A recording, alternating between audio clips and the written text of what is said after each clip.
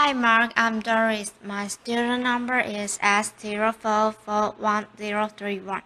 The video title is John Hardy, My Green School Dream. I'm the freshman.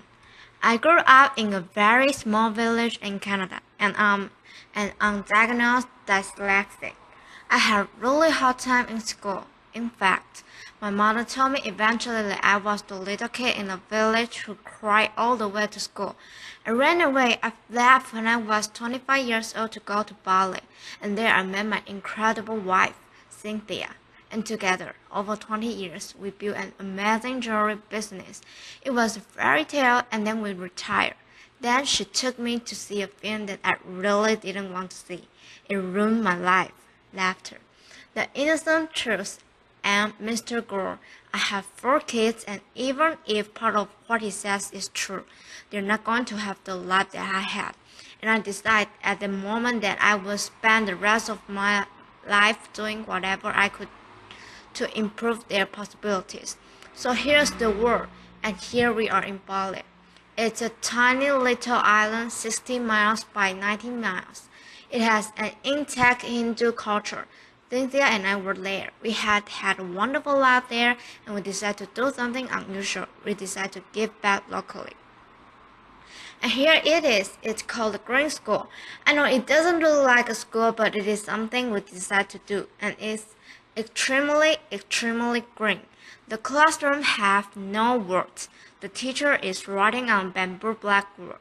The desks are not square. At Green School, the children are smiling.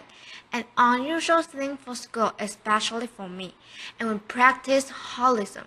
And for me, it's just the idea that if this little girl graduates as a whole person, chances are she will demand a whole world to live on. Our children spend 181 days going to school in a box. The people that built my school also built a prison, and the insane asylum are of the same material. So if this gentleman had had a holistic education, would he be sitting there? Would he have had more possibility in his life? The classrooms have natural light. They're beautiful. They're bamboo. The breeze passes through them, and when the natural breeze isn't enough, the kids deploy bubbles. But not the kind of bubbles you know. These bubbles are made from natural cotton and rubber from the rubber tree. So it basically turns the box into a bubble. And these kids know that painless climate control may not be part of their future. We pay the bill at the end of the month, but the people that are really going to pay the bill are our grandchildren. We have to teach the kids that the world is not indestructible. These kids did a little graphic on their desks, and then they signed up for 2 extra courses. The first one was called sanding, and the second one was called rewaxing. But since that happened, they own those desks. They know they are control their world. We're on the grid. We're not part of it, but an amazing alternative energy company in Paris is taking us off the grid with solar. And this thing is the second vortex to be built in the world, in a 2.5-meter drop on a river. When the turbine drops in, it will produce 8,000 watts of electricity, day and night. And you know what these are. There's nowhere to flush. And as long as we're taking our bath and mixing it with a huge amount of water, you're all really smart. Just do the math. How many people times how much water? There isn't enough water. There are compost toilets, and nobody at the school wanted to know about them, especially the principal. And they work. People use them. People are okay. It's something you should think about doing. No, not many things didn't work. The beautiful canvas and rubber skylights got eaten by the sun in 6 months. We had to replace them with recyclable plastic. The teachers dragged giant PVC whiteboards into the classrooms. So we had some good ideas. We took all automobile windshields, put paper behind them, and created the first alternative to the whiteboard. Green School sits in South Central Bali, and it's on 20 acres of rolling garden. There's an amazing river traveling through it, and you can see there how we managed to get across the river. I met your father the other day. He looked a little cracked. I said, "Welcome to grade school." He said, "I've been on an airplane for 24 hours. I asked him, "Why?" He said, "I had a dream once about a grade school, and I saw a picture of this grade school I got on an airplane. In August, I'm bringing my sons." This was a great thing, but more than that, people are building greenhouses around green school so that kids can walk to school on the place. And people are bringing their green industries, hopefully like green restaurant, to a green school. It's becoming a community. It's becoming a green model. We have to look at everything. No petrochemical in the pavement. No pavement. These are volcanic stones laid by hand. There are no sidewalks. The sidewalks are gravel. They fall when it rains, but they're green. This is the school buffalo. He's planning to eat the fence for dinner. All the fences at green school are green. And when the kindergarten kids recently moved their gates, they found out the fence was made out of tapioca. They took the tapioca roots up to the kitchen, sliced them thinly, and made delicious chips. Landscaping, we managed to keep the garden that was there running right up to the edge of each of the classrooms. We dropped them gently in. We made space for these guys who are bullies less black pigs, and the school coach is trying to figure out how to replace the lawnmower on the playing field. These young ladies are living in a rice culture, but they know something that few people know in a rice culture. They know how to plant organic rice. They know how to look after it. They know how to harvest, and they know how to cook it. They are part of the rice cycle, and these skills will be valuable for them in their future. This young man is picking organic vegetables. We feed 400 people lunch every day, and it's not a normal lunch. There's no gas. Local Balinese women cook the food on sawdust burner using secrets that only their grandmothers know. The food is incredible. Green school is a piece of pioneer, local and global, and is a kind of microcosm of the globalized world.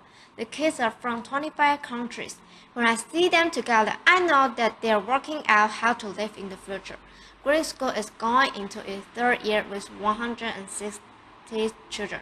It's a school where you do learn reading, one of my favorites. Writing, I was bad at it. Arithmetic, but you also learn other things. You learn bamboo building. You practice ancient Balinese arts. This is called mud roasting in the rice fields. The kids love it. The mothers aren't quite convinced. Laughter. We've done a lot of our treasures thing in our life, and we said, okay, local, what does local mean? Local means that 20% of the population of the school has to be Balinese, and this was a really big commitment, and we were right, and people are coming forward from all over the world to support the Balinese Scholarship Fund, because these kids will be Bali's next green leaders. The teachers are as diverse as the student body, and the amazing thing is that volunteers are popping up. A man came from Java with a new kind of organic agriculture. A woman came from Africa with music. And together, these volunteers and the teachers are deeply committed to creating a new generation of global green leaders. The Green School Effect, we don't know what it is. We need someone to come and study it. But what's happening? Our learning different kids dyslexic will rename them prolexic are doing well in these beautiful, beautiful classrooms. And all the kids are thriving. And how do we do all this? On giant grass is bamboo. It comes out of the ground like a tree. It grows as high as a coconut tree in 2 months, and 3 years later, it can be harvested to build buildings like this. It is strong and dense and as thick, and it will hold up any roof. When the architects came, they brought us these things. And you're probably seeing things like this. The yellow bug was called the administration complex. Laughter. We squashed it, we rethought it, but mainly we renamed it the heart of school, and that changed everything forever. It's a double helix. It has an administrator in it and many, many other things. And the problem of building it, when the Balinese workers saw long ring of plants, they looked at them and said, "What's this?" So we built big models. We had them engineered by the engineers. And Balinese carpenters like this measure land with their bamboo rulers, select the bamboo and build the building using edge-on techniques.